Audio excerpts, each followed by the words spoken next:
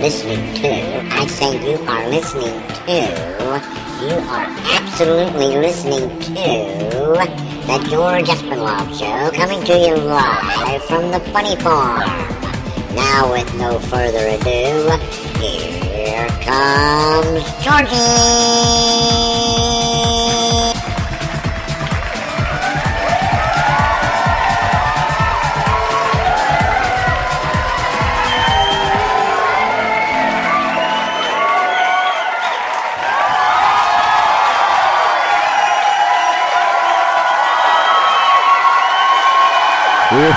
Here we are, midweek. All righty then.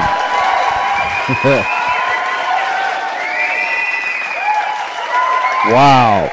Hey, can you believe that this is Wednesday already? And can you really believe that this is January 30th? Like tomorrow is the last day of the month, and we're going to move into February already. How many of you out there know that's really that is really, stop it, Charlie, that is really true? Huh? Sure you do. Stop it, Charlie. Charlie, this is no time to be messing around. Okay, all right, everybody. Now we all know what the date is: today, tomorrow, and the next day. So here we are. To all of our friends down the street, around the corner, across this great nation, and around the world, I welcome you to the George Espinlove Show, coming to you live from the Funny Farm. Stop it, Charlie. Where Charlie is annoying me, and this is our world. We don't live in the real world. We live in our world. Come to our world, because our world is a whole lot safer than yours. Trust me. Many come, few leave. They like it here at the Funny Farm. We don't have a mailing address, like a street, an avenue, or a post office box, but we do have an email, georgece@comcast.net. That's georgece@com. Stop it, Charlie. Get over there. I'm sorry, ladies and gentlemen. I apologize for that, because Charlie, stop it. He's acting squirrely. You know what I'm saying? Charlie, we got a radio show to do here. I don't know what gets into him sometimes. It's just he's a mischievous little devil. Now get over there and behave yourself. Get up on your little stool, and get your fingers on the right buttons, because we're going to need you here in a second. Yeah, so when you patch Father Joe through. Yeah. Hey, I've got some great news, and this is very serious. Our guest last night was a fine gentleman by the name of Saul Knopf, right here in Delaware.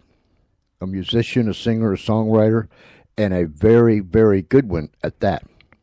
We have been told that Saul won a very prestigious songwriting competition with his song, I Was Born to Love You. He won the SongU.com Golden Ticket Award, which means that he's going to be getting together with hit songwriter Odie Blackman in Nashville, Tennessee, to co-write, hang out, and learn. And Odie Blackman is a Grammy-nominated songwriter, and he has written some fantastic hits for some fantastic artists. So our congratulations to Saul. He was so generous to be here with us last night, and we had a slight train wreck, but we got it fixed. We got it back on the track after we spit sideways. If you spit sideways, it usually helps out the problem. Now, I'm telling you, because I've had I've had 60. Stop it. I've had 64 years experience of periodically spitting sideways, and it works every time. Yeah, it does. So our congratulations to Saul Knopf from Smyrna, Delaware. He is a brilliant musician, singer, and songwriter, and you are going to be hearing much, much more from that fine gentleman. We have us a guest tonight that has written a book entitled The Four Gifts. A man who has been there and done that. A man who has went to the depths, to the deepest, to the darkest, perhaps the most scariest place there is. He walked through the valley of death, but he's here to tell us tonight what brought him through, what delivered him out of, and I'm sure his testimony is going to let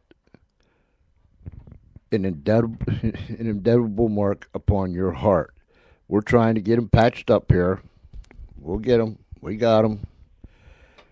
I believe his true life story and where he is today and the things he went through and how he was brought out of will inspire you. So, I tell you to sit back, but I think this is one of those sit on the edge of your chair type nights. So get up on the edge, and you won't have to move the rest of the evening. We want to welcome Father Joe Bradley. Father Joe, welcome to the George Espinlaub Show. Well, thank you. I was telling the audience when I was introducing you that you have been there and done that. And you have written one fantastic book. And I'm very grateful. Thank you. And I like, there was one part in there that I read, excuse me, and I'll just paraphrase because I can't remember verbatim, but you said something like, if you're going to write your memoirs, it has to be true. You can't make it nice like a Disney movie. Right. I was struck by that. Well, I'm very grateful that you've been reading it, and that was the whole. I wanted to say very true. I didn't want to write a novel. I didn't want to write anything of fiction. My road to sobriety, my road to priesthood, my road to receiving a heart transplant was like for most people, it was a roller coaster that goes through any spiritual challenge, and it wasn't smooth. It didn't have a nice, neat Disney pattern, and there was a lot of ups and a lot of downs. And I think in the end, what my hope and prayer was that the book would offer hope to others who've gone through similar situations. That's why I wrote it. You know, Father, having been there, done that myself, I think you used the word, if you didn't, we'll use it now, ugly. Very, very ugly. I agree 1,000%. I mean, it was into the abyss, and my problem was I was good at it, I knew how to play it, and I played it, as a youngster, I didn't really drink or use very much at all through high school, and I come from a very close family, very loving, close family. My father died when I was in my early 20s, and it was a absolute major shock. And I remember when Dad was, hours before his death, I had always been taught by the sisters who taught me in grammar school that, you ask God for something with a clean, pure, humble heart. God loves us so much that He will grant it. And so I went off into a room and little chapel there in the hospital and knelt down and, asked God to heal this really good, hardworking, gentle, holy man. And I came back into the room and into the hospital room, and Dad was gone. And for me, that was like this, major violation of what I interpreted faith to be. Faith was, for me as a kid, it was like a bargain. So I will drag myself to Mass and sit and listen to homilies that sometimes put me to sleep.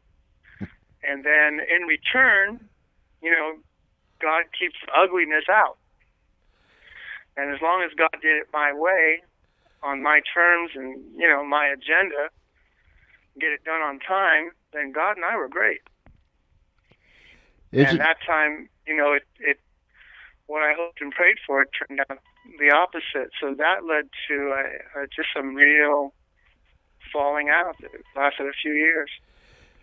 Don't you think that there are many, myself included, that sometimes we think that God is like a genie in a bottle, and we rub the bottle and he comes out, and we're praying selfishly, and we're praying totally out of his will, and we're just acting stupid, for lack of a better term.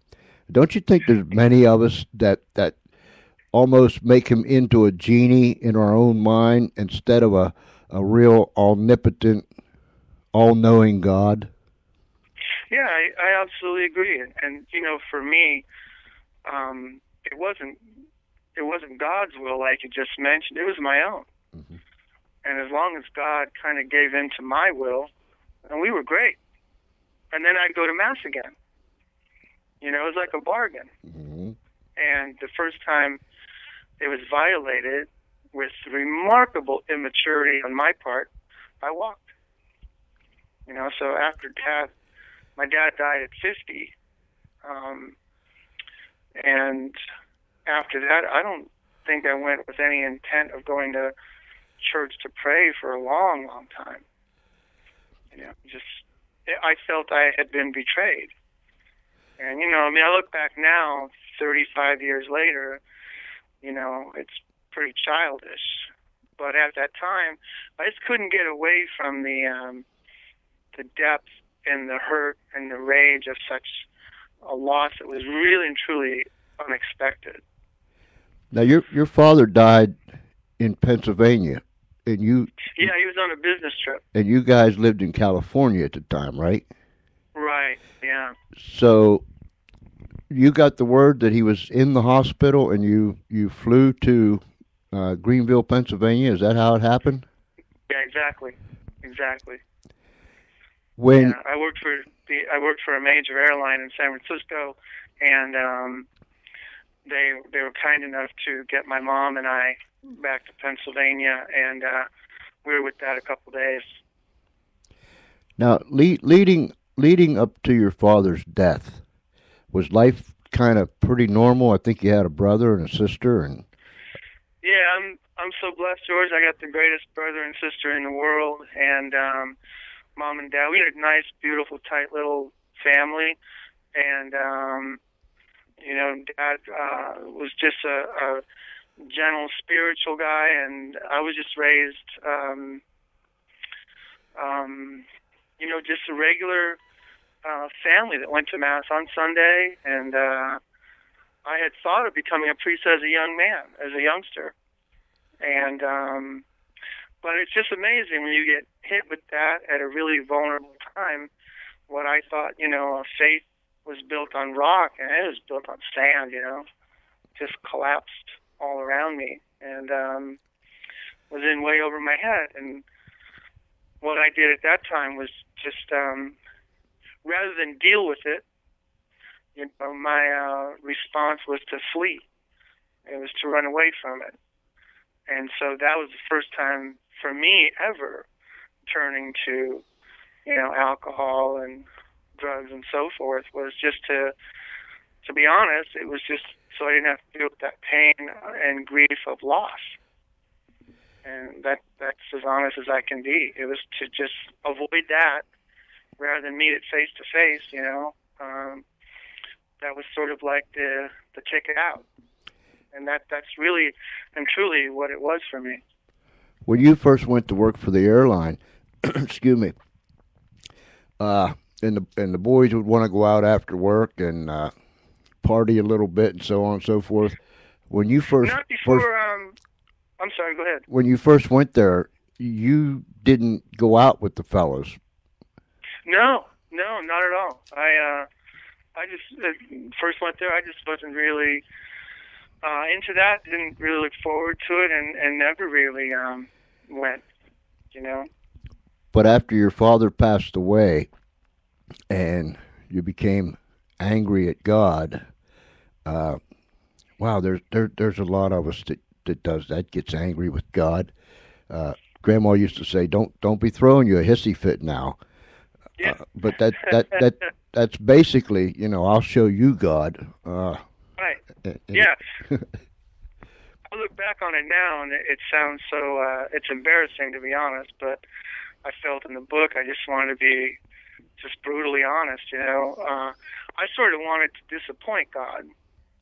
I wanted to. It was like, well, you bailed out on me, and I'll show you the effect of that. Uh-huh. So I just turned my life in a completely different direction, and violated every rule that I had been raised to believe in the book.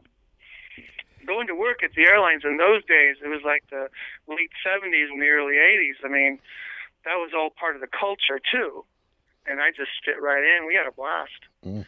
So, George, if you lost your bags in the late 70s or early 80s, I want to take this moment and apologize. And that was me, But I got to tell you, I was having a ball. But if your bags wound up in the wrong state, I really want to say I'm sorry. That's wonderful that you're making retribution all these years later. Yeah, it only took 30 years, but I got to tell you, George, those were the days, man. I really appreciate that. But when you did it, I mean, you had you and the boys and the girls there at the airlines. You had something going on. I mean, with the marijuana, the coke, the alcohol, and right there on the job too. Yes, sir. We did, and I'll just speak for myself. Every day, I would usually smoke a little marijuana on the way in, just kind of take the edge off, and then I got into the habit as I shared in the book. I got in the habit down the road of actually stealing liquor from the airplanes as they landed. So the airplane would land, and the passengers would depart, and I'd run up onto the plane and make a beeline for the galley downstairs in the belly of the plane, which is where the liquor cabinets were stored. And so if, maybe 6 Jack Daniels were used on a flight, then that would become 9. And I would deposit 3 into a shopping bag. And on it went. I'd cop a few beers. I mean, like I said in the book, Tony Soprano would have blushed at our just blatant willingness to lift everything. And we'd put them into a shopping bag, and some of the beer and the wine that was going to first class, and take that out, store it in the back of a truck, drive it out to the employee parking lot, and save it for our after-work social. And which is why you lost your luggage, I must say. But yeah, we you know what I have to say, George? It was like really. I know this sounds silly, but it's the truth. It was very, very innocent. It was stupid. It was wrong.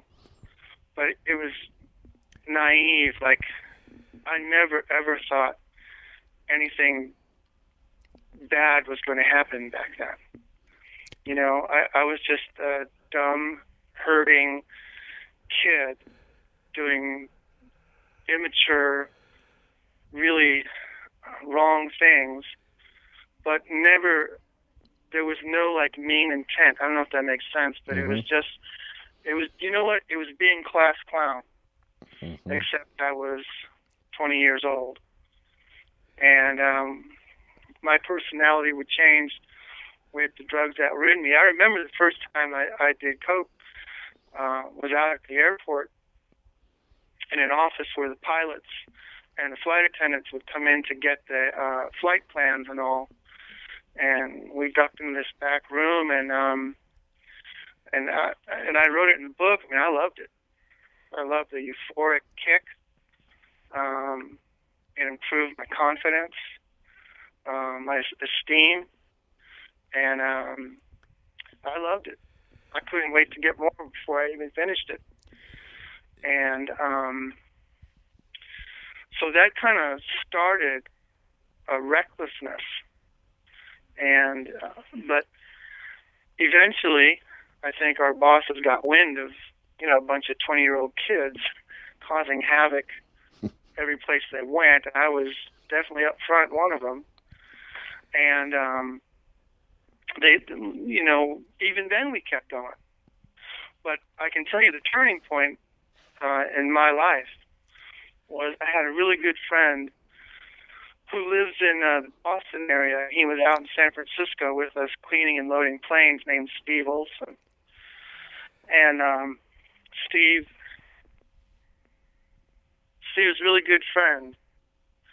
And we all knew him, and he worked with us. And one day we went out to play basketball, and we were playing ball. And after playing ball for a couple hours, we had a few beers and went out and had a few more beers and went out to a pub in Palo Alto and had some more with a few friends watching basketball and spent the afternoon talking sports. He was from the East Coast and I was from the West Coast, and we had kind of a battle going as to, he just simply wouldn't accept the West Coast athletic prowess. He wouldn't accept that. And so we sort of got into a dialogue about that, went on all afternoon. We kept having beers and marijuana, and before we left, I sampled some coke. And I'll never forget this as long as I live. I share this every year with my students. I said, I looked Steve in the eye and the friends he was with, and I said, hey, man, we ought to be careful driving home, and I'll see you at work tonight. And we were planning a trip back to Boston to try and get a Red Sox game. And we got to work that night, and there was no Steve. And I was like, oh, man, what happened? And in those days, there was no cell phones or anything like that. And I was up working on the plane, and one of my bosses called me down and said he had gotten a phone call from this girlfriend of Steve's that right after I left and went home and slept for a few hours before coming to work, he was involved in a terrible, terrible car accident. And Steve was the same age as me. He was like 21, 22, something like that at that time. And my boss told me, Steve's on life support, and it was a terrible accident. And I left the airport that night. And I hadn't been to church since Dad's death, really. And I remember driving down there. I was just a kid, and just never, ever thought anything would come of our stupidity, mm-hmm. My stupidity. And I drove down there and spent the night. Steve's mom and dad flew out from Boston the next morning, and Steve was in a coma for a week. And my friends and I kept vigil and chatted with Steve's dad about his life with us out in California and all the, just the fun we had as kids. And at the end of the week, it was Easter Sunday, 1980, and Steve died. And I tell my students today, I say, I'll tell you, I don't want to sound over dramatic, but I may not know what heaven's like, but I damn straight know what hell is. Mm-hmm. You're 21 years old, and you know that marijuana in that car was yours. And you know that the one who suggested going for a couple more beers was me. Mm-hmm. And you know that the coke that was in your bag was yours. And so I tell my kids, my students, I say, you don't want to carry that for the next 40 years because it's a heck of a thing to carry when you know you're responsible. And you're partly responsible for sure, no doubt about it. And it's ironic that the person that I went down to after we played ball, that we drove home all these years later, he's now a Baptist minister in Georgia, and I've been a Catholic priest coming up on 22 years. And I can tell you, George, I wouldn't be a priest today if not what happened to Steve that day.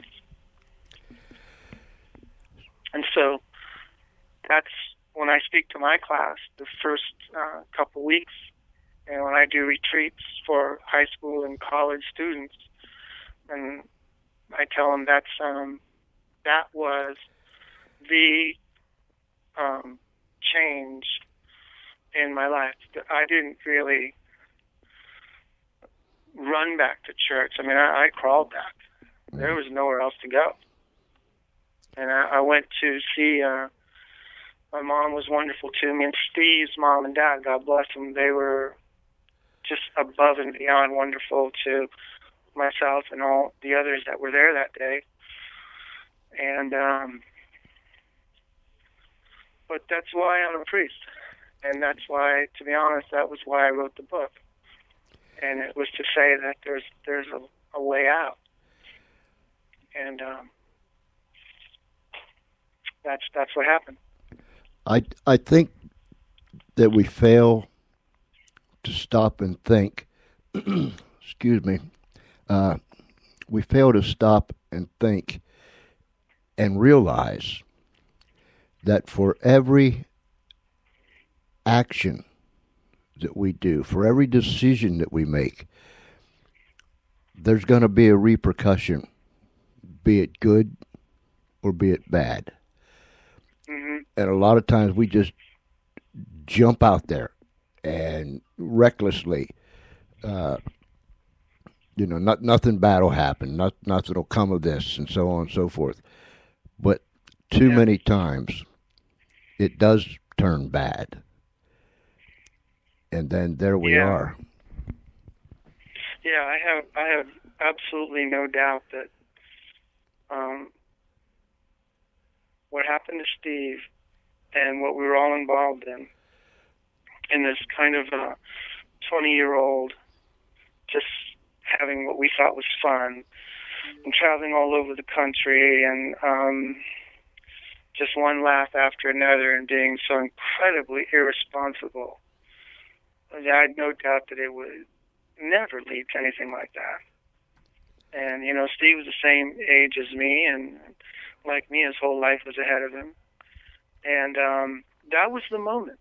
That was the moment of, came home after, when Steve died that morning, came home and, sat with my mom for a long time and just kind of let it all go. And she had been very worried about my attitude and anger at God and so forth, and just kind of very, very gently and very slowly started working my way back. And that was the turning point. We all went back to Boston for Steve's funeral, and then that was the last time that I flew in a plane or did anything like that for years. That whole life was over. When you were talking to Mom in the kitchen, and you kind of came unglued, and you finally just brought it all out, that you felt like God just walked away from you, and you asked Him when your father died to make him well, and I mean you just it all come out like a big fountain. I don't know, when I was reading it, I guess just in simple terms, when you told Mom that, and it was exactly how you felt. Mom kind of just stood up and told you off in a nice way. Yeah, she did. She did. Yeah, Mom stood up tall to her entire 5'3", 5'4", whatever Mom's height was, and she said to me, Joseph. See, I remember to this day. See, when Mom called me Joseph, man, that was just never a good sign. That was just not a good sign. So she said to me, she said, Joseph, I've been concerned and so forth. And then she said she believed that God was with us the day Dad passed away, and God was with us now. And my mom looked me in the eye, I'll never forget it, and she said that faith is not about getting my own way. That's the way a child looks at it. That faith is about believing God is with us through good times and bad times, in the light and in the dark. And that's real faith. And she said only a child turns and gets in a huff when things aren't going their way. And she goes, you're not a child, so wake up. And that was one of the few times in my life, George, I was ever like just speechless, I was knockout. I was like, well, okay, Mom. That just goes to show we can't mess with Mom. No, you don't mess with Mom. Mom was just a beautifully wonderful, spiritual person, and just in this really gentle way. Mom wouldn't ever preach to anyone. She just lived it. And to her oldest son, she was like, that was the last thing she said. She goes, wake up. Mm-hmm. That's faith is not getting your way. Faith is making the best.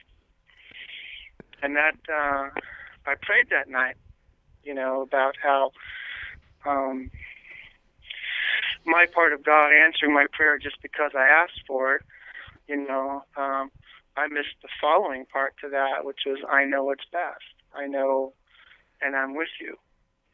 And it was sort of like this beginning of this journey of just sort of kind of crawling back. It was several years later that I had kind of turned a lot of it around and had applied for acceptance to a Catholic seminary to be a priest, to do what I do today.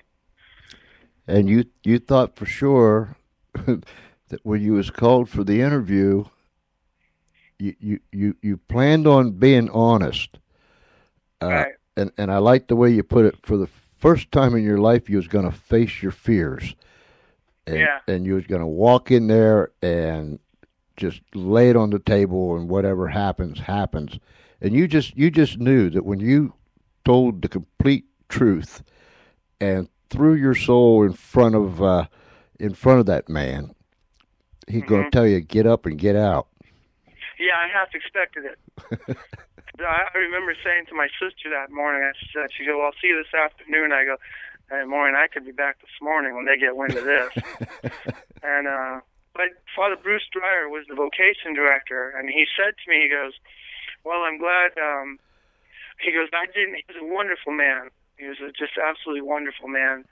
And Father Bruce said to me, he goes, well, I didn't apply till I had graduated from college and so forth. He goes, I think it's important that you live a little before you apply to the seminary. And I remember, I said, well, Father Bruce, I sure am glad to hear you say that, because I've definitely lived a little. And then I kind of shared it. And he said to me, he said, what? I thought he would kind of leap on it, and he didn't. And he said to me, Joey said, what about the story of Jesus and the belief in Jesus has so touched you that you would want to leave your job and your life at 25, 26 years old at that time and spend your life doing this? And I told him, I said, always, ever since I was a kid, I've always had this belief, even in the worst of times, it was still there, with Jesus' relationship with the outsider. And I said, I've always kind of felt that was me. And I said, I believe Jesus had this place for those who really struggle, that he had a real endearment to that. And like I said, he would leave the 99 and have it all together. Go, that lost boy, that lost girl, that last man, woman. He'd go out and find him and bring him home. And I said, that always was with me. And I saw that in priests who taught me when I was a youngster in high school. And so I was accepted to St. Joseph's College Seminary. And ironically and sadly, I didn't completely give up my days of using. I picked my spots. The seminary is a very structured environment, and I did well in that. Mm-hmm. But I kept this kind of private place for me, and so I wrote it in the book, and it's because it's true. I still picked my spots, but I still would find that spot of either loneliness or whatever, and I would reach out and drink and use a little bit when old friends would come and visit. And one day I met the person who saved my life. I survived St. Joseph's College Seminary, and I went to St. Patrick's, which was the major seminary. And I had 5 more years to go before ordination. And there was a wonderful priest named Father Bob Gavin, who was a spiritual director at St. Patrick's Seminary. And I told him about Steve, and I said, I still pick my spots, but I still do it sometimes. Drink to excess, use anything I can get my hands on, and then I pull it back together. And I said, I can't stop. And he had every right to do whatever he wanted, but a spiritual director is a very sacred relationship. It's confidential. It's 100% honest. And I'll never forget it. He looks at me. He's the only person in my life to ever call me Joey. And he looks at me and he goes, wow, Joey. He goes, well, what a grace. I go, grace?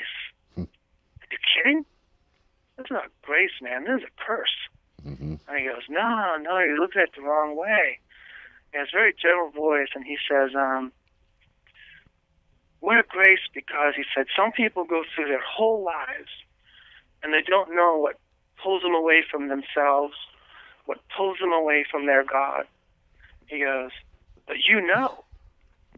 And he goes, that's going to make you a better priest. He goes, because you'll understand what a lot of guys won't. And that was only my 3rd year of a 7-year journey in seminary. And it was the first week at St. Patrick's. And he said to me,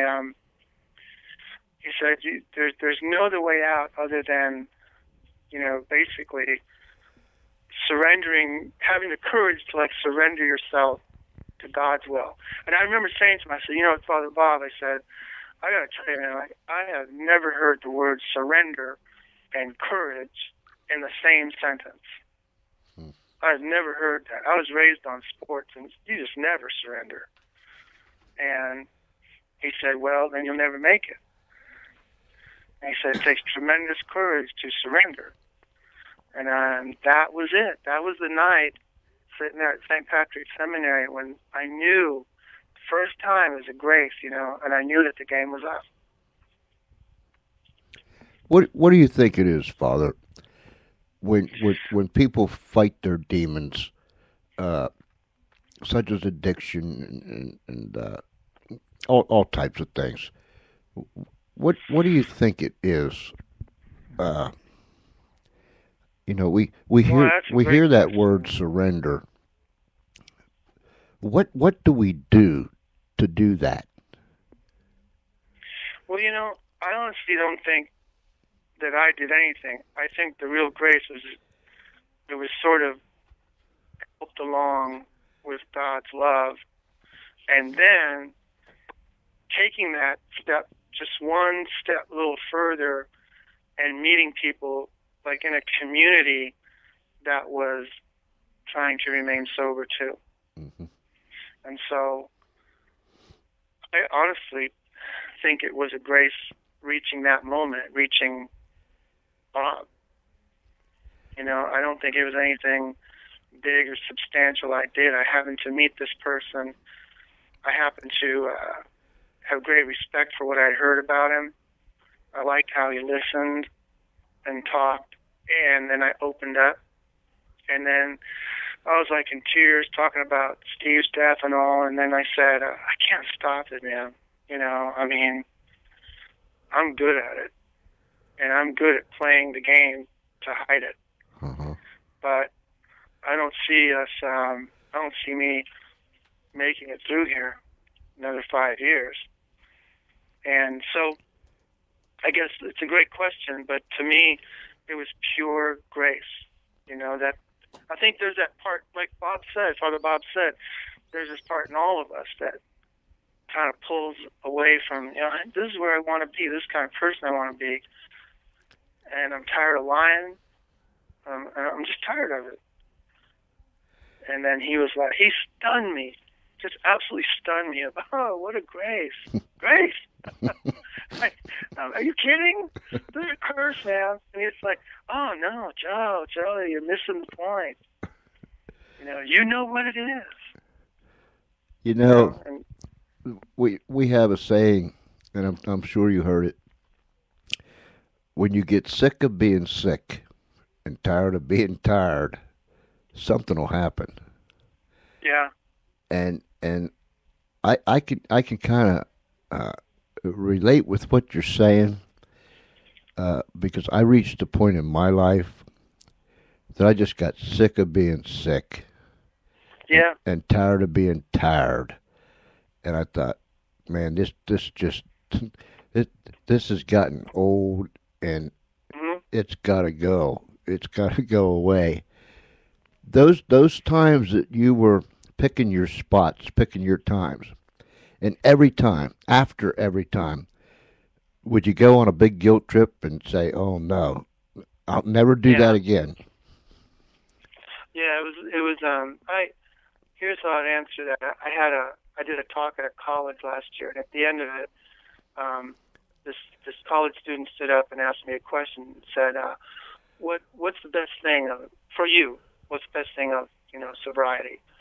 And I said, "Honest to God, it's simple. It's being able to look myself in the mirror."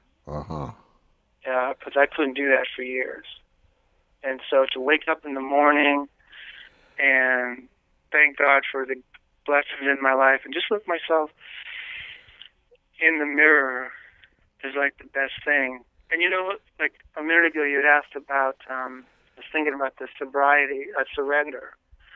And one day I was walking around St. Patrick's, and there was this older guy who, he had a real reputation as, having a very similar story to my own. And he was very public about it. And I remember walking around this circular garden, and I said to him, I said, what have you found in your years has been the key? And he said to me, he goes, well, Joe, to be a person that has a sense of serenity, a sense of just genuine, real peace in the middle of a conflict. He goes, there's only two things you need to remember. And I was like, all right, man, here it comes. And he goes, one, yes, there is an all-powerful, all-knowing God. Two, you ain't it. He goes, that's it. He goes, that's it. Let God be God. And just say, Lord, take me today. Use me how you're going to use me. And I'm with you, and let's go. And I've always remembered that there's an all-knowing, all-loving, all-powerful God, and I'm not it.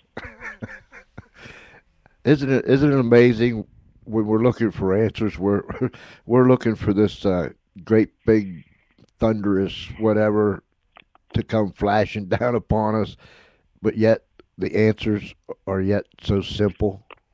Yeah. I just latched on to that, and that was big. So tell us about the rest of your time in the seminary, and when you became ordained and so on. Yeah, when I became ordained, it was a great day and a great blessing, and a lot of my friends from the airline days came, and they said they came because they wanted to witness a real miracle. Yeah, they couldn't believe their ears. Yeah, they said a lot of them came, and it was really wonderful, and I believe my dad was there, and I believe Steve was there, and other people we had kind of lost in my family along the way were there. And the next morning I said, offered my first Mass, and we took a moment for all those out there who are still suffering. And I said to him, I said, I don't want to sound like a cliche, but most of you know, boy, there just wasn't a time in my life when there was a time in my life I wasn't very close to God. But I really do feel God was very close to me, and it is pure grace that I'm a priest today, and I get to share my story in the context of faith. And this is pure gift. This is pure blessing. And then I was being a parish priest and working schools, doing what I'm doing with you today ever since. And then later on, is that when you got sick? Yeah, I was president of Sarah High School, and in San Mateo. And what happened was I wasn't born with my dad's brains or common sense, but I was born with his heart. And what Dad died of related cardiomyopathy. I in my 40s picked up the same disease, and it was diagnosed, and I went and asked for a leave to get to the bottom of what was happening. And I spent almost a year at UCSF Medical Center on the heart and lung transplant unit. And I approached it like I had approached sobriety as a young man. And there's a wonderful bishop named John Wester, who's now bishop in Salt Lake City, and he came up to me one time, and I said to him, I go, for 15 years now, I've been telling people, suggesting to people how to get through monster major illness, and now it's me. I mean, I don't know what to do. I don't know what to pray for. I can't pray for someone to lose their life, but if that doesn't happen, I don't get a transplant. And at the end there, they told me I had maybe 4 weeks, and they had done several surgeries along the way, and he said to me, I always remember him saying to me, he goes, well, Joe, maybe it's time you stood up and did absolutely nothing. And I was like, that's it? There's another one of them. You're a bishop and that's all you got, He goes, that's it, Joe. Stand up there and boldly do nothing. Let God take it. And he was like, just like you've done all these years in sobriety, he said, apply it to this. And the people and the nurses and the staff at UCSF just I don't even know what to say. The way they took care of me and my family, my brother and sister and their kids. I was in there almost a year. And then August 5th it was August 4th at 10 o'clock in the morning. The doctor came in and said, well, tie back up just for 1 second. The week before they had told me, we have probably about 4 weeks, and then if your heart continues to swell, we'll have to take you off the list, and you have a right to know that. And I said to my doctor, I said, Dr. DeMarco, I said, when I teach my class, I teach a theology class, I always tell my kids, never forget who you are. Never forget what you are. And I said, I'm a man. I'm a Catholic man. I'm an Irish Catholic man. And all these things make me who I am. But I said, one lesson I've learned from this year is that when you're sick and it's you that's on the gurney. And I looked in the eye, and I remember saying to her, I go, man, you could give me a Jewish heart, a Catholic heart, a Muslim heart, a gay heart, a straight heart, a man's heart, a woman's heart. It wouldn't matter. If it's a human heart, I'm good to go. And I'll spend the rest of my life in gratitude for what you have done for me. Because all those categories and definitions, when it's you that's on the gurney and you're looking at the end, they don't mean anything. Uh-huh. Just give me a human heart that a family allows this to happen, and I'll go back as a priest and spend the rest of my life in gratitude. And it was the next morning, the doctor came in and said, we think we have a heart. And she said to me, wait a little bit, and I'll confirm it within the hour. And, oh, my God, it was terrible. But she wasn't in the hallway, and I started dialing up the phone, called everybody I knew. And then they scheduled my transplant for 8 o'clock that night. And at 7:30, the nurse came in. She goes, okay, Joe, we're going to have to back you up till 10, but everything's okay. And I said, okay. And then at 9:30, she came in and she goes, okay, Joe. And I had a room full of people. She says, we have to back you up to 10 o'clock, but everything's good. And then at 9:45, she comes in again, and she goes, okay, this is what's going on. The transplant team, and Dr. Charles Hoops was the physician doing the surgery, have just completed a double lung transplant, and they want to take a nap. And so we're going to push you back till 4 o'clock this morning to let them get some rest. And I remember it was totally silent in the room. I looked at the nurse and I go, well, you tell Dr. Hoops to get all the rest he needs because I need him sharp at 4 a.m. And at 4 in the morning, they brought me down, and I was allowed a chance to pray with my family. And the nurses knew us on a first-name basis by that. And they came in, and we all held hands. And just thank God and prayed for the family that we don't know. And we went down and heart transplant at UC. It takes about 7 hours. And I remember this young anesthesia guy comes over and he goes, Joe, we're going to give you something to relax. And I go, that'd be lovely. And that's the last thing I remember. And you know what? I received my new heart on August 5th, and that's my new birthday. And I was discharged after being in UC for a year. I was discharged in like 11 days, which is pretty normal. Wow. And I was back in saying Mass and back in parish work and in school work in 6 months. And I got to tell you, George, you're talking to the luckiest man in the world. And I'm not being like falsely humble. I don't mean it that way, but the graces I've received in life are like way, way, way, way more than I deserved.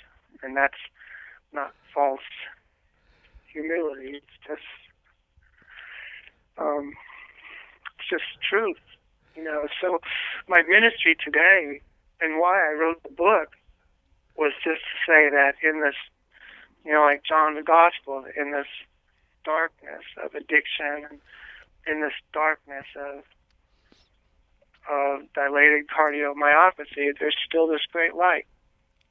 And I had so many people write to me, and I had worked in the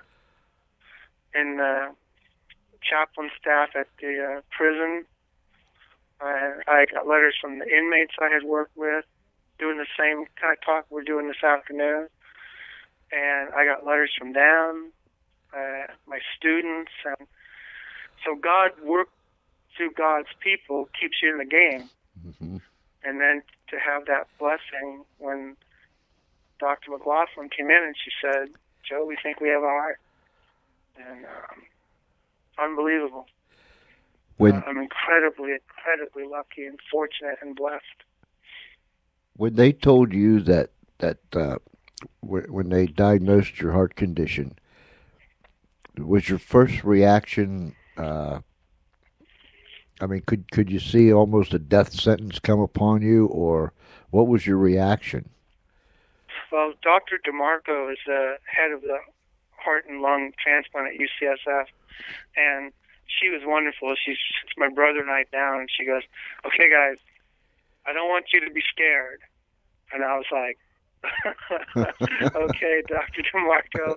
She goes, because people see the sign on the door that says heart, lung, transplant unit. Uh-huh. And she was, they get really scared. And I said to her, I go, well, I was half waiting for you to, like, start carving an incision, while checking your email or something. And she was like, no, fellas, relax. And she was just so warm and wonderful and professional is the way she explained exactly what was wrong with my heart, and that in a heart that was like my dad's, that she said to me, she says, we can dance around it for a while, and there's a few things we can do, but in the end, sooner before later, this is what's going to have to happen. And so she had me go through a whole bunch of tests, meet with the social workers, and it's a whole community up there. And they walked not just me, but my whole family through it. Were you I was terrified, George. yeah, I imagine you spent the entire year there in the hospital. Mm-hmm. It had to be one hellacious roller coaster ride. Yeah, I would get home for a while, and then the defibrillator, which was implanted into my chest, would blow up, and I'd have to call 911 and into emergency by ambulance. That happened 6 or 7 times, and it was going off all the time because dilated cardiomyopathy is where the heart muscle itself starts to disintegrate, and it swells. And they showed me a computer picture of it, and it looked like a football. Mm.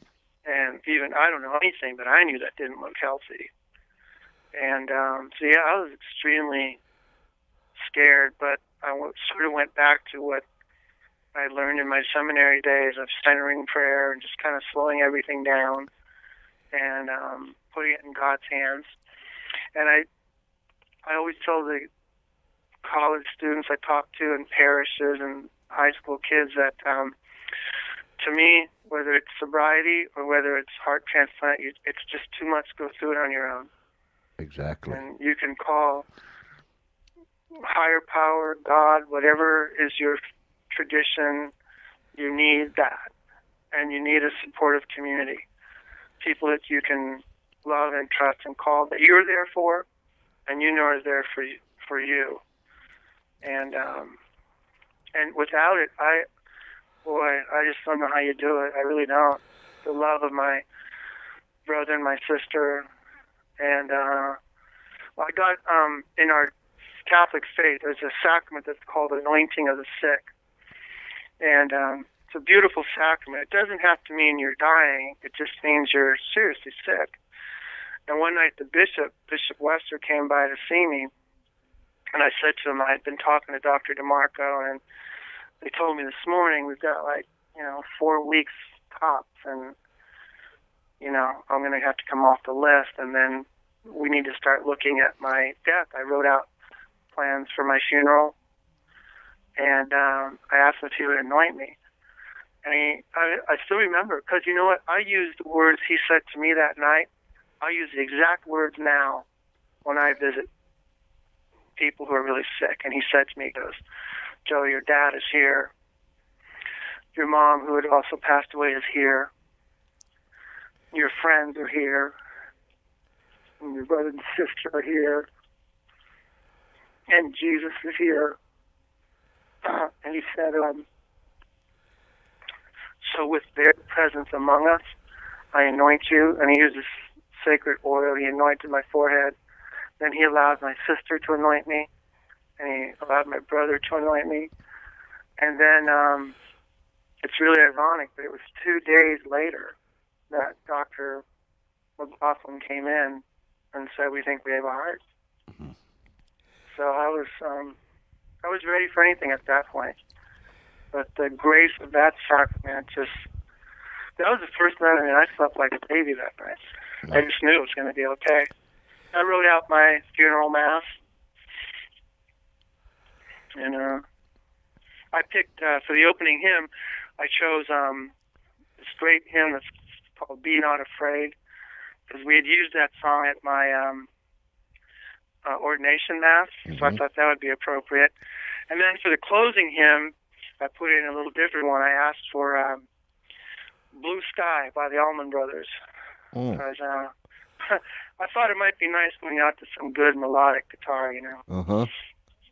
So I remember Bishop Wester, he said, excuse me? What was the name of that last song, Joe? He goes, is it a spiritual song? And I go, well, Bishop, there was a time. And so he smiled and okayed it, and we're good to go. There was a song, and I haven't heard it for years, but very beautiful. And I guess it says it all. I can't remember who wrote it. In fact, there was two songs. He was there all the time, waiting patiently in line. He was there all the time. So through all the trauma and the distress and the muck and the mire, all that we go through, all that we try to run from, much like the prodigal son, I think it's fabulous that he's there all the time, just waiting. Beautiful song. And the other one, Gary Paxton wrote one of them, but the other one said, he looked beyond my faults and saw my needs. Wow. And I think that has a tremendous message for each and every one of us. We're not perfect. We're not going to be that way on this earth.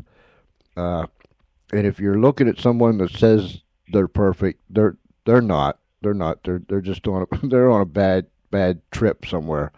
But yeah, I agree, and your song is beautiful, and I think because of going through life as I have, I think Father Bob all those years ago was right. I think it's made me a more effective minister. I mean, the biggest change in my ministry since the transplant is I visit a patient and I'll listen and not jump in to provide a real straightforward, easy answer. Because illnesses they're too messy. And I see priesthood now as more walking with the person as opposed to just coming in with some magical answer. It's just not that simple.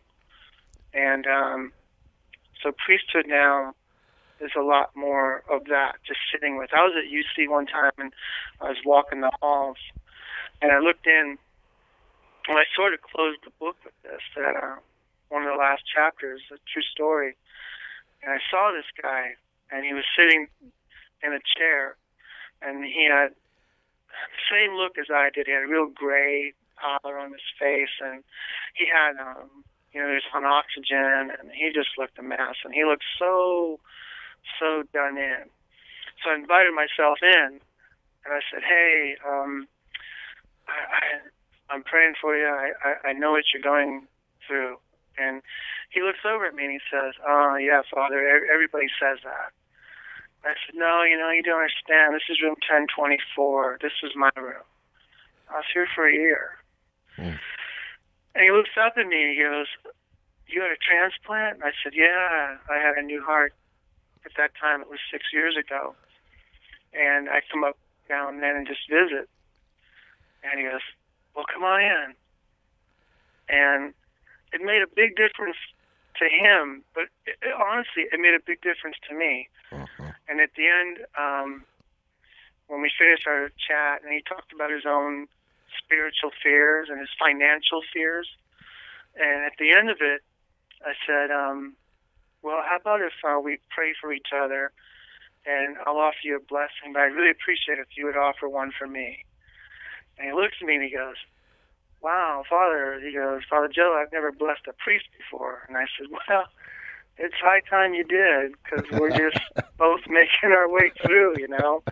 And I've been here, and I know that someday you're going to walk these halls and go in and pray with someone else. And denomination's not relevant. Uh-huh.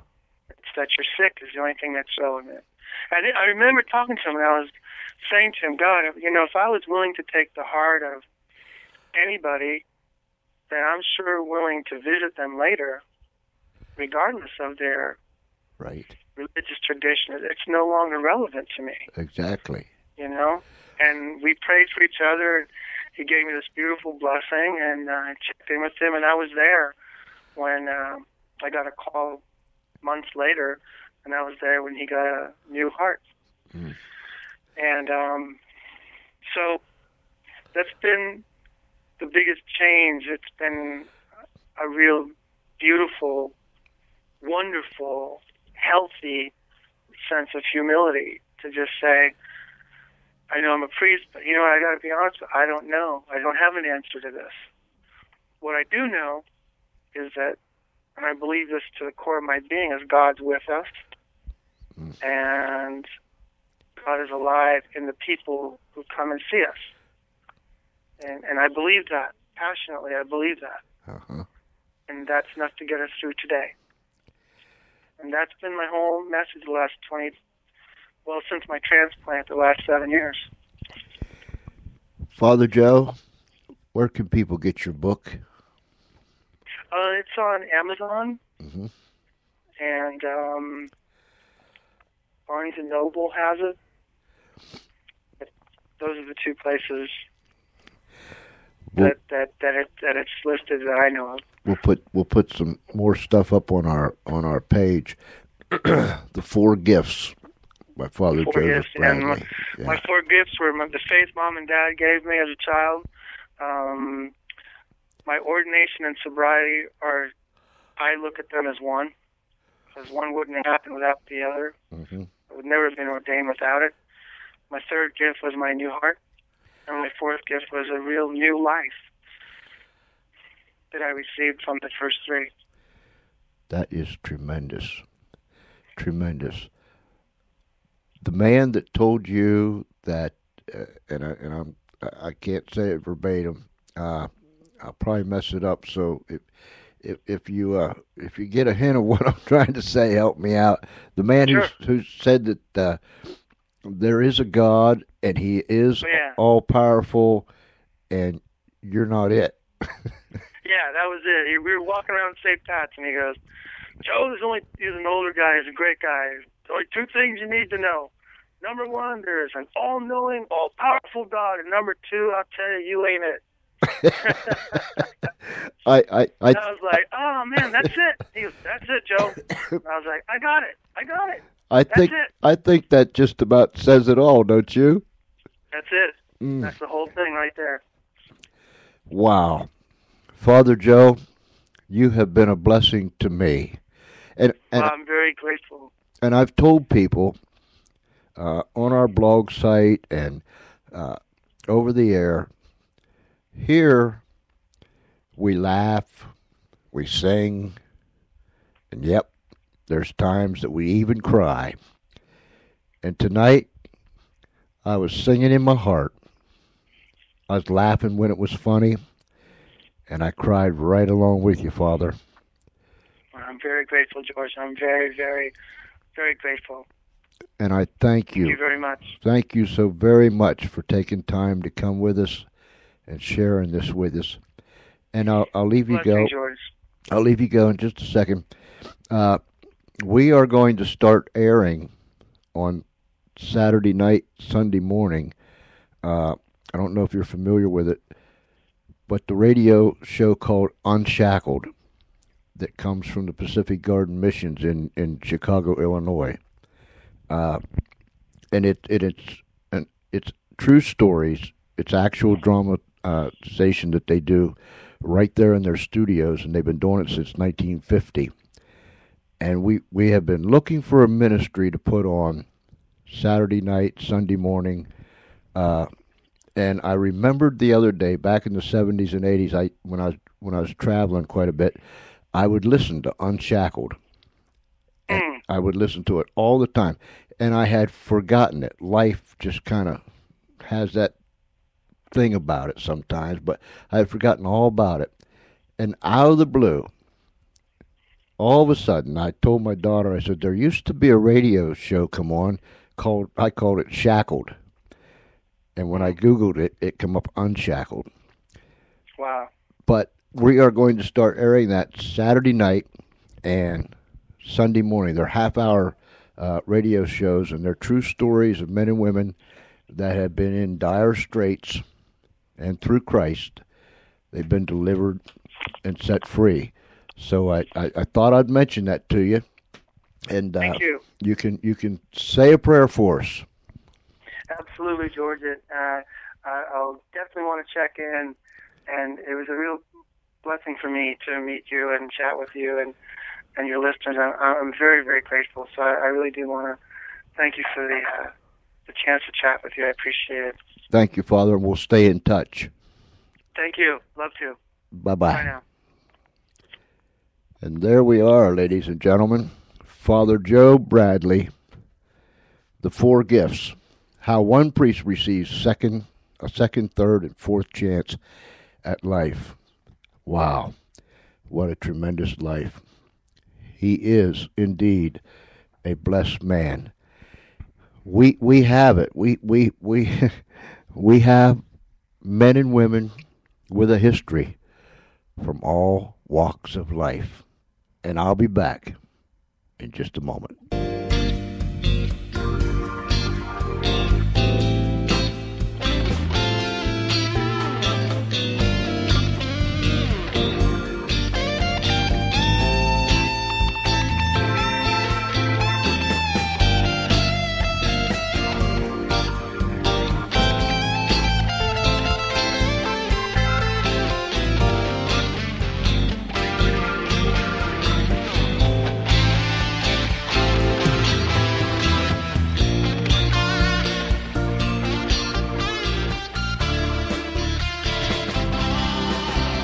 I'll be back in just a little bit. Let me get myself together.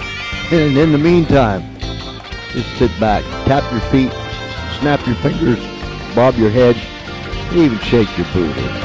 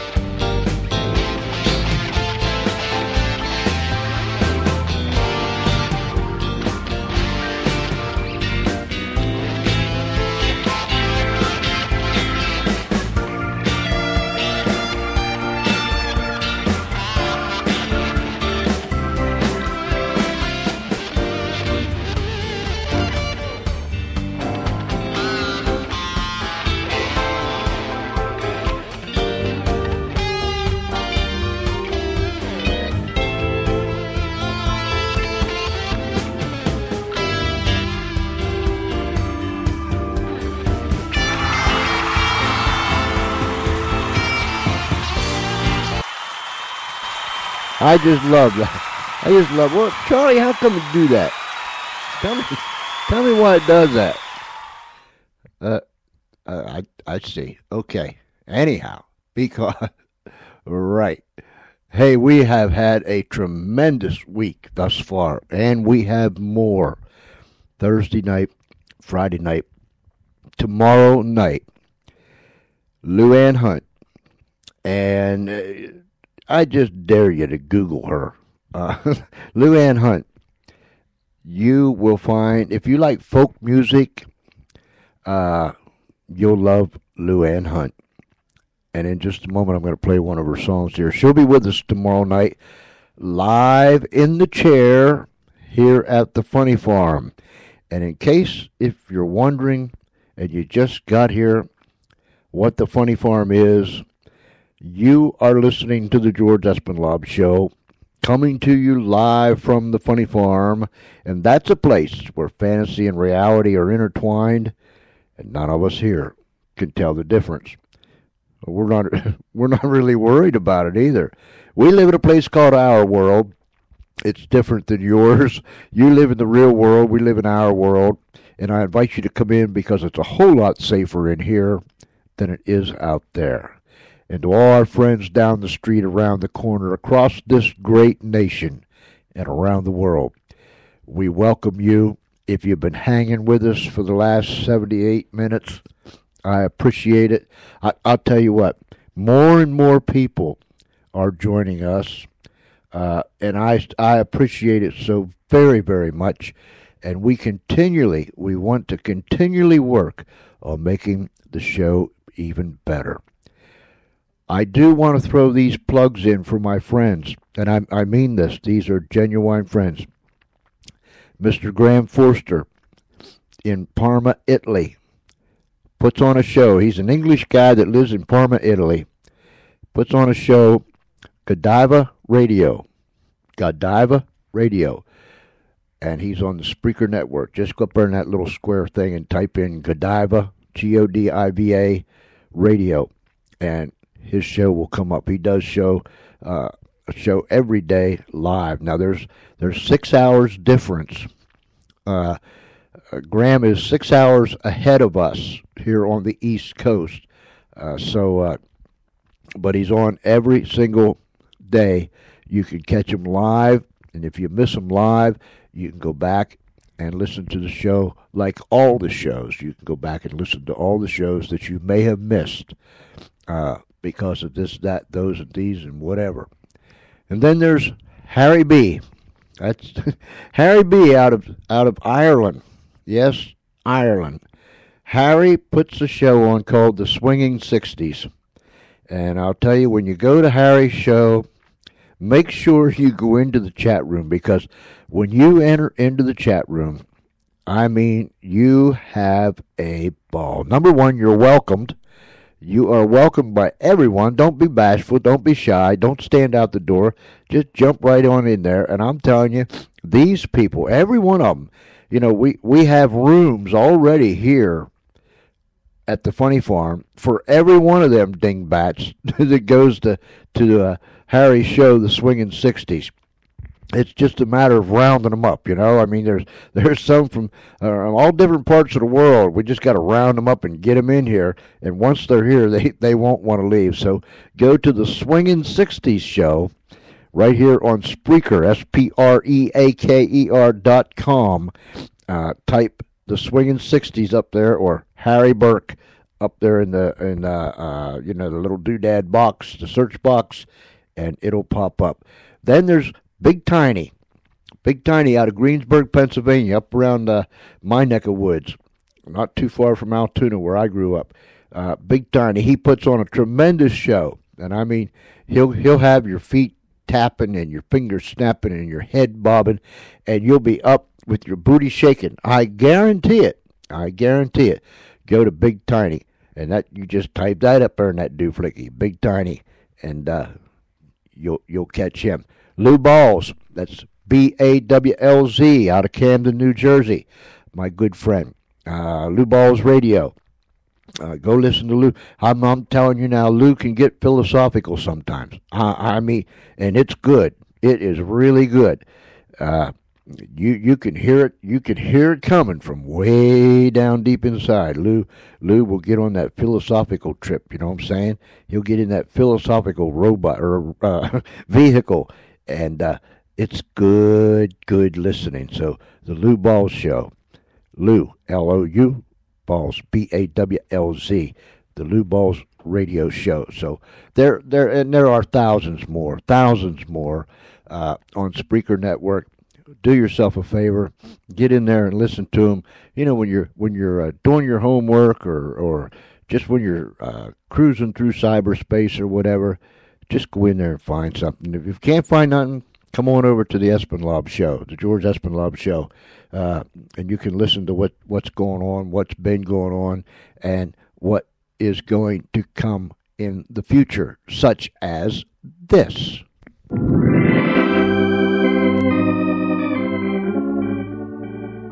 She wasn't an orphan when she yearned to live in an orphanage, but going there changed her life. Don't miss the testimony of Shirley Duncan, another true dramatization coming soon on Unshackled.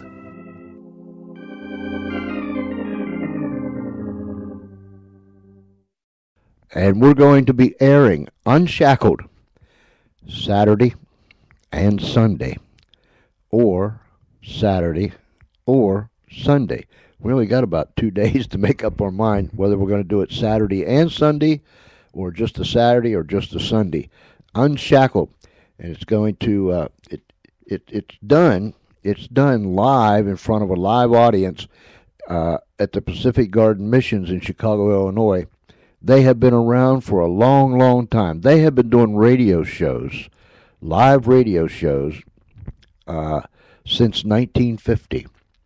And, you know, that was back before, you know, a lot of sound effects were available by other means. They would make their own, you know what I mean?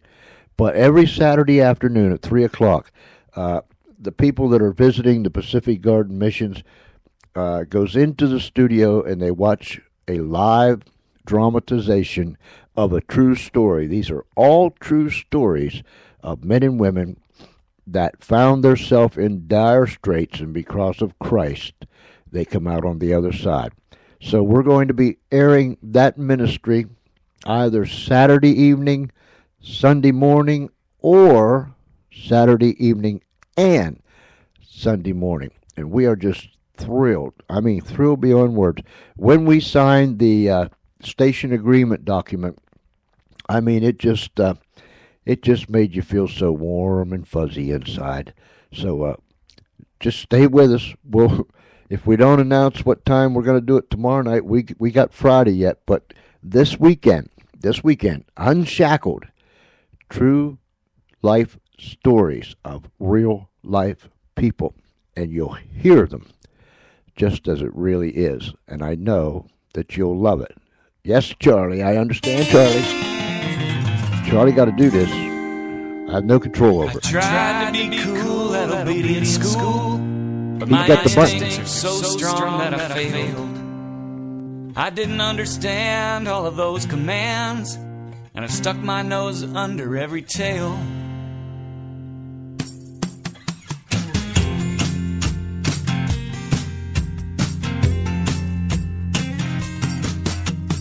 When I'm home alone, tired of chewing on a bone, I see what I can dig out of the trash. If my stomach's had too much, I hack it right back up, sit around and scratch my flea bite rash. It comes on suddenly, the urge to take a pee on the carpet in the center of the den. A circle nice and bright, golden yellow on white. Every new rug must be broken in. Working like a dog, working like a dog. Check the litter box for a pecan log. Shedding lots of hair, drooling like a slob. I wag my tail off, I'm working like a dog. I finally get out of the house. I hear my master shout, but it's my only chance to cruise the neighborhood. I find a dead chipmunk, Chanel number skunk, and I roll in it till I smell really good. Come back from that run, I'm sleeping in the sun, chasing after bitches in my dreams. But then I realized, much to my surprise, Lassie's not the hottie that she seems. Working like a dog, sitting around in my fragrant fog, eating up kibbles, living high on the hog. People call me bourgeois, but I'm working like a dog. Well, there's water in the bowl, but it's not very cold, and the water in the toilet has more taste. I have this little trick where I give myself a lick and then I jump up and kiss my master's face. When company's invited, I get real excited. I pant and crank the action up a notch. I break a little wind and watch them jump out of their skin when I stick my big wet nose right in their crotch. Working like a dog, working like a dog. Come on a little closer, honey, I'll give your leg a hug. I'm just trying to score a little belly rub. Well, I'm a big love hog, I'm working like a dog. Yeah, I'm a big love hog, I'm working like a dog.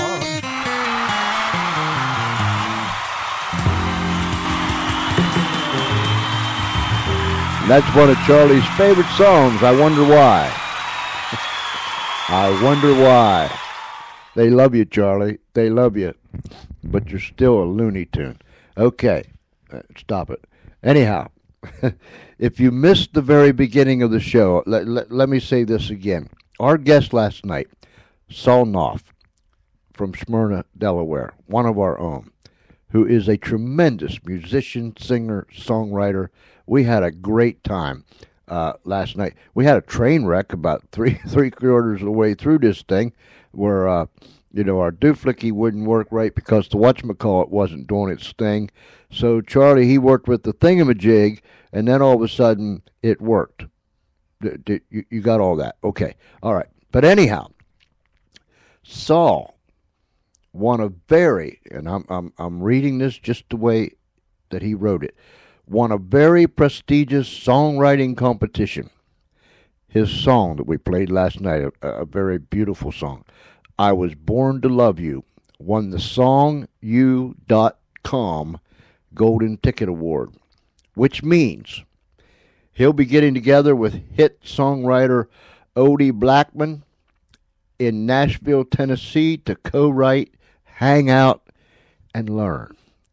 And Odie Blackman is a Grammy-nominated songwriter, and he has written some tremendous hits for some tremendous artists that we're all aware of. So, congratulations to our friend Saul. You keep getting it, buddy. We're right there with you. We want you to just keep on keeping on. And I'm glad it happened when he was on the show last night. You know what I'm saying? I'm glad. We had him on the day or the night that he won this prestigious award, and I'm just so glad that we could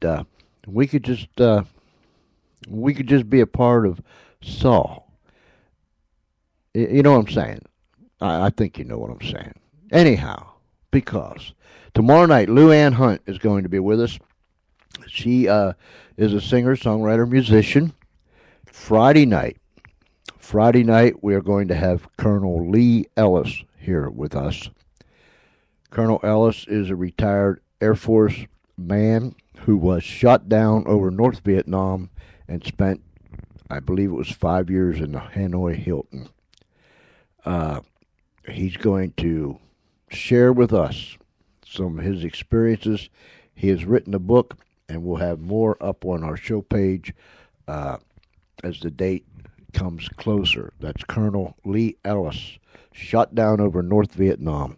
He'll be with us Friday night. Tomorrow night, Lou Ann Hunt will be with us, and we're going to play one of her songs, If Charlie Makes the Dooflicky Work, when he pushes the thingamajig. And then the whatchamacallit will be okay. Right, Charlie? Oh, he's going to push him now. Right?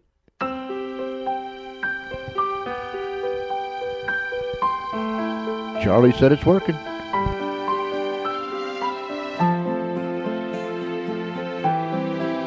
Ladies and gentlemen, Luann Hunt.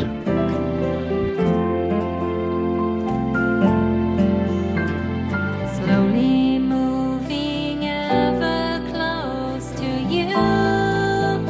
When the world comes into view, and it's all brand new, dancing on the moon.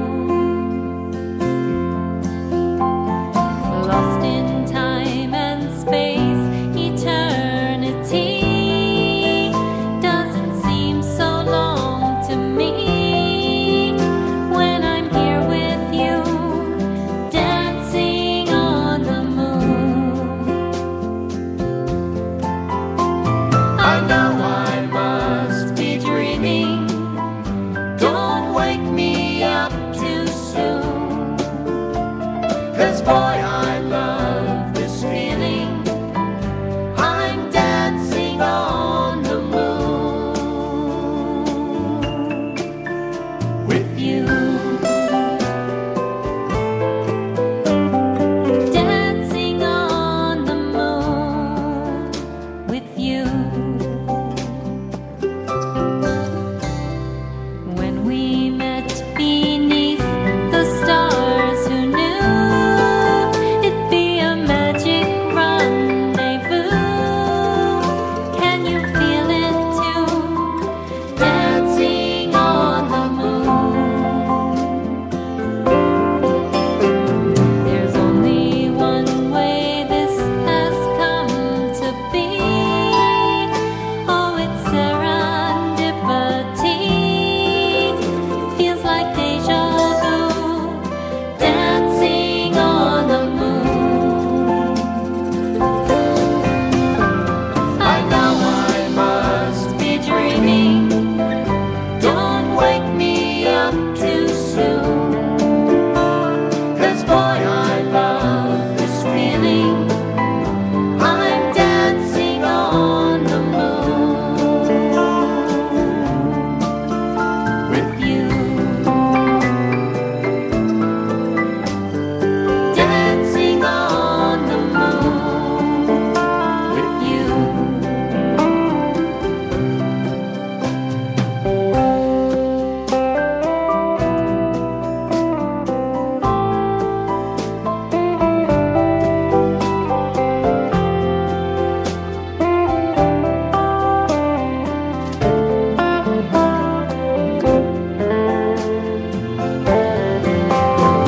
I know I must be dreaming.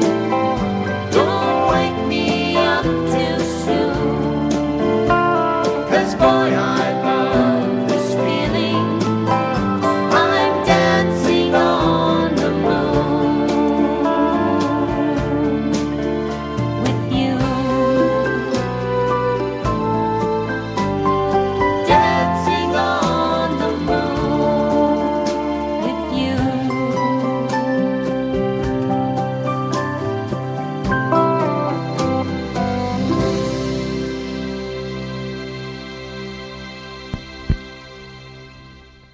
Dancing on the Moon with You, Luann Hunt.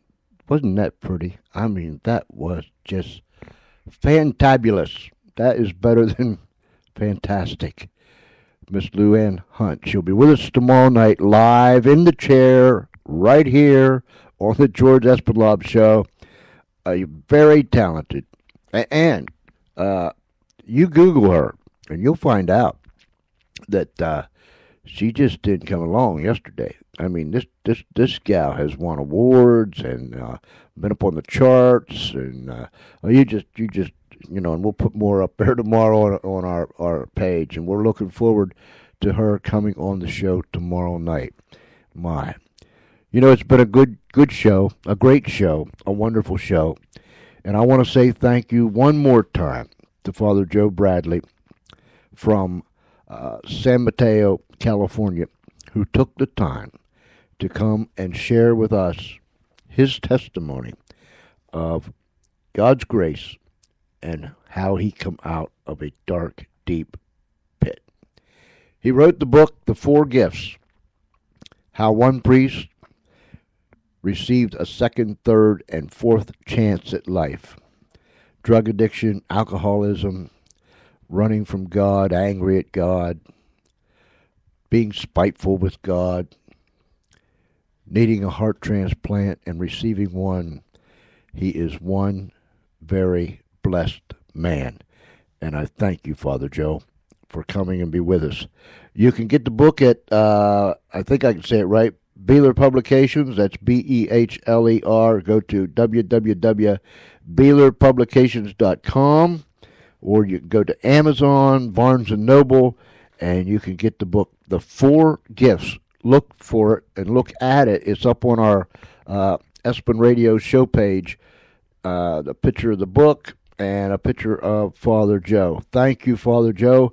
You were truly a blessing to me tonight, and I'm sure to those that have listened, that's been with us tonight, that's been hanging with us tonight. I'm sure I'm not the only one that was singing in my heart and laughing, and yes, even crying at times. I think that was just, I think it was going around. So if you listen to it, you know what I'm saying. And I believe that those that will continue to listen to it tonight, tomorrow, day after tomorrow, whenever, I believe they'll be blessed just like the rest of us were. If you have a friend, a family member, someone you work with that's going through some of those dilemmas, tell them to listen to the show. Listen to Father Bradley as he talks about the grace of God and what has happened to him. It'll be a blessing to all. Why, we've had a great time tonight. I really want to thank you for coming and hanging with us, just like you do every night. There's a whole lot of love that comes to you from the Funny Farm. I mean that. Email me, George C.E. That's George C.E. at Comcast.net. George C.E. at Comcast.net. Let me know how you are. Have any questions? I'll answer them. We answer, we answer every email that is sent to us. And trust me, we want more. We appreciate those that you've been sending. Some send it regularly to us. Send us your email. Ask us questions. Tell us how you feel, where you're from, any suggestions, so on and so forth. And we will be delighted to answer them.